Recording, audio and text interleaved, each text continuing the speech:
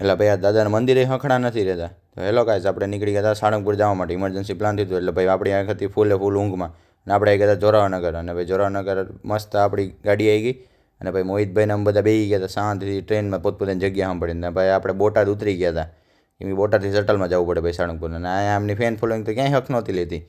અને પછી આપણે ભાઈ મસ્ત શટલ આપણું બાંધી લીધું અને આપણે નીકળી ગયા હતા દાદાના મંદિર દર્શન કરવા માટે. અને ભાઈ દાદાના મંદિર દર્શન કરવામાં તે અંદર અહીંયા જોયું તો લાઈનમાં અહીંયા તે માણસ હક નથી લીધું, અહીંયા બાઈ જાય બધા. ભાઈ મસ્ત દાદાના દર્શન કરી લીધા અને આપણે દાદાની પ્રસાદી લેવા પહોંચી ગયા હતા ભોજનાલયમાં. આ છોકરું તો અહીંયા વાટકાન રમકડા સમજતું. ભાઈ મેન મોહિતભાઈ થાળી લઈ લીધી હતી. ત્યાં જમીન હજી માંડ ઊભા થયા. આમની ફેન ફોલોઈંગ અહીંયા હક નહોતી દીધી, ખાવાય નહોતી દીધી હરખું. ભાઈ હું શિવમભાઈ ને ધ્રુવીલભાઈ અમે તાર મસ્ત ખેલ કરતાં કરતાં પહોંચી ગયા હતા પાછા બોટાદ. અને બોટાદ આવીને જોયું ભાઈ તો ગળદી તો જુઓ. અને ભાઈ ટ્રેનમાં તો ઊભું રહેવાની માંડ જગ્યા મળી હતી. છેકો છેક અમે ઊભે ઊભા. ઘરે આવીને જોયું ને તો પ્લાનિંગ હતું બહારનું. તો ભાઈ આપણે બહાર નીકળી ગયા હતા અને આપણે પહોંચી ગયા હતા ગણપતિ દાદાના મંદિરે. અને પછી આપણે જમવા પહોંચી ગયા હતા અને ભાઈ રાતે ઘરે જઈને ફટાકડા ફોડતા તો ફટ દઈને આપણા હાથમાં ફટાકડો ફૂટ્યો.